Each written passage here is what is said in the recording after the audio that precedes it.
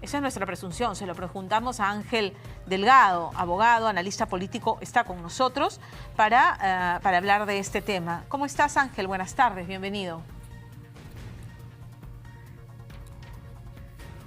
Hola, Ángel. ¿Aló? Hola, Ángel, ¿Aló? ¿cómo Sí. estás? Buenas tardes, bienvenido.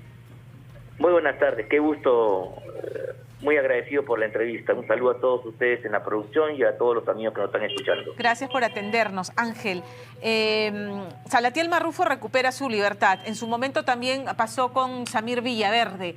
El abogado Samir Villaverde también decía lo mismo, ¿no? La cantidad de pruebas que puede entregar y que se negocia, ¿no? O sea, ¿quieres que te dé más pruebas?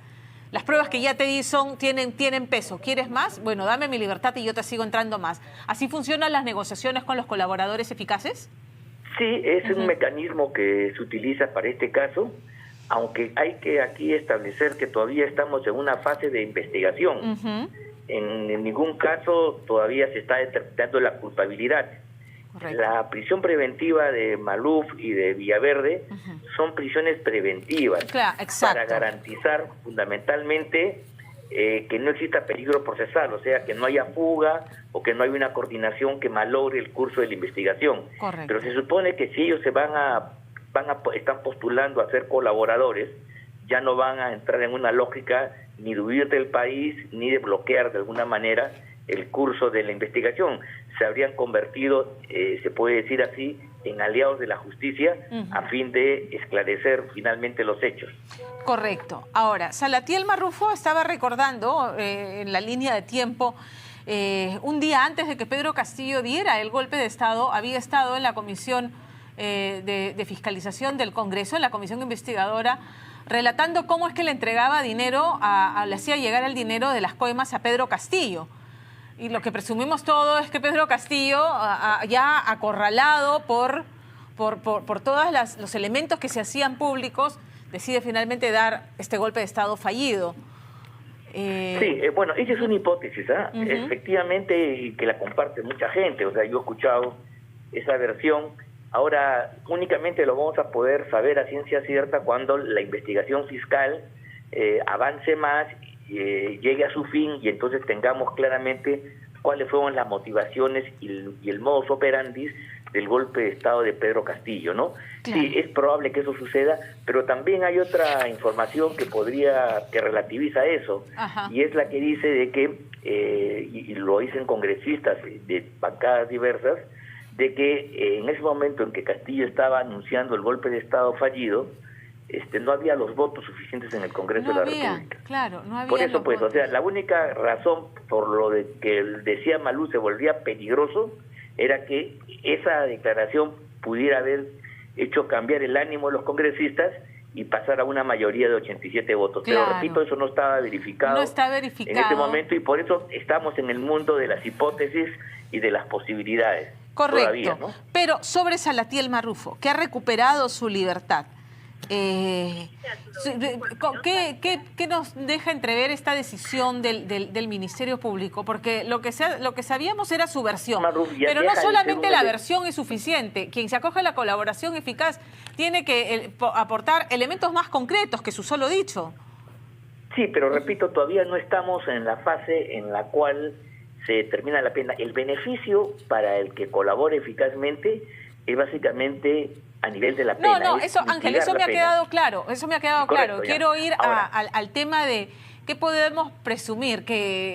Podemos presumir que la investigación fiscal considera que los testimonios y los elementos aportados en materia probatoria por el señor Maluf son elementos importantes y suficientes, y entonces el señor deja de ser considerado un peligro para el avance de la investigación y se convierte más bien en un colaborador. Correcto. Por eso es que por eso que le levantan la prisión preventiva y se la cambian por una medida seguramente de prisión domiciliaria o de medidas de conducta, que es reportarse cada cierto tiempo ante el despacho de la fiscal, del juez de la causa, para acreditar su presencia.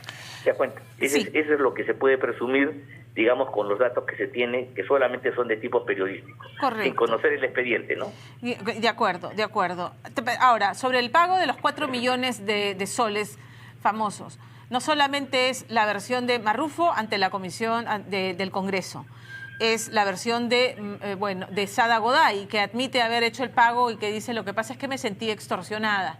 Y tenemos a Mauricio Fernandini, a nuestro colega, admitiendo que alquiló su departamento para facilitar estas reuniones entre Marrufo, Goday y su prima, para precisamente hacer las coordinaciones para la entrega de este dinero que a todas luces es una coima, ¿no? Sí, claro, sin duda. Ok, correcto. Entonces, toda esta situación complica a Gainer Alvarado, a Marrufo, a Mauricio Fernandini, a Sada Goday. ¿Alcanza hasta donde sabemos también al presidente Pedro Castillo? Porque Marrufo dice: yo le enviaba el dinero a través de Gainer Alvarado, o sea, era Gainer Alvarado el que se lo entregaba.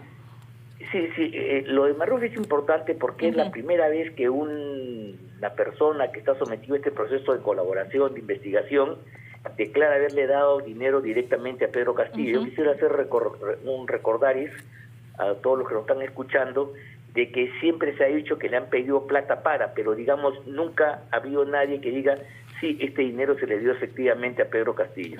Entonces, ese es el elemento, digamos, más importante y significativo de esta declaración, porque es como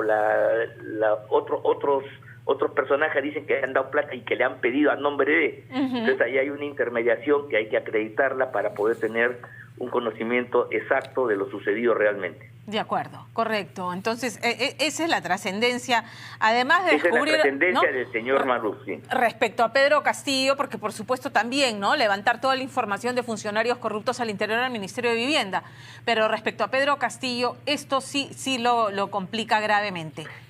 Digamos que es la imputación más directa, Más directa. Más directa y más... Ahora, eso tiene que ser acreditado fehacientemente, y no basta lo que dice el señor Marrufo, sino que eso tiene que ser contrastado con el propio Castillo, y examinado a través de los mecanismos de defensa que tiene, y finalmente ya se llegará a una verdad cuando el tema pase a juicio oral y ahí se determine de modo exacto y fehaciente la culpa o no de Pedro Castillo por esta causa que se le está imputando.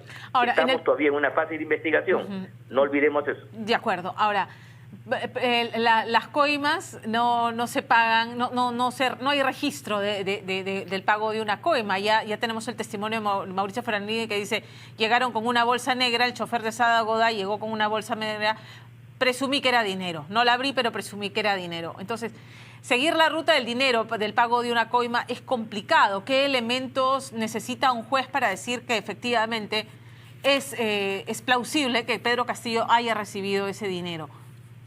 Bueno, yo creo que lo más importante es que el hecho esperado por los coimeros se verifique en una actuación positiva por parte del coimeado. El nombramiento de estos funcionarios por ejemplo, en el Fondo Mi Vivienda. Ese nombramiento, y si ese nombramiento ha tenido que ver directamente Pedro Castillo, ahí está acreditada, digamos, la causa y la consecuencia.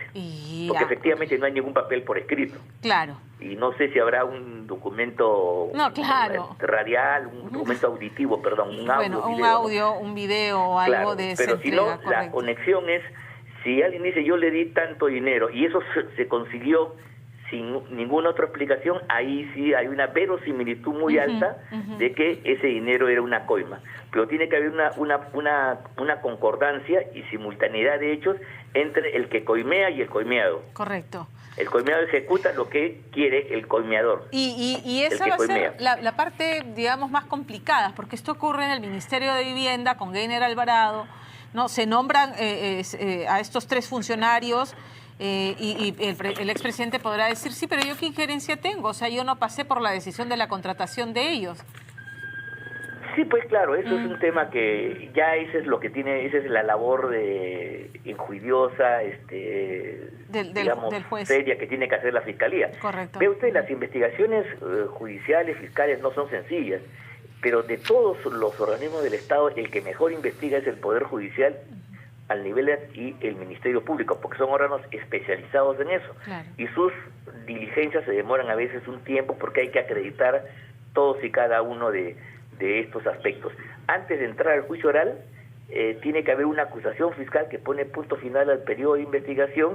Y ahí se condensan todos los elementos delictivos, su coherencia interna, más los medios probatorios que dan fe de aquello que se está sosteniendo. Eso es lo que, por ejemplo, hace que muchas de las acusaciones que ha formulado el señor Domingo Pérez hayan sido rechazadas por el juez encargado de la causa, porque no la considera lo suficientemente consistente, le ve peros y reparos y entonces le dice vuelve a hacerla hasta que tengas un documento consistente, porque con ese documento la acusación fiscal, que es el final de la investigación, se pasa a juicio, y ahí sí ya se va a determinar la culpabilidad o no, ya, pero eso va a ser determinado por un tribunal, por una corte de jueces especializados que van a ver sobre la base de la investigación fiscal, cuyo resumen es esta acusación fiscal a la cual he hecho mención. Ángel, como siempre, un gusto conversar contigo. Muchas gracias. Igual, Pamela, para mí también un gran gusto. Muy buenas tardes y hasta la próxima. Hasta la próxima. Gracias.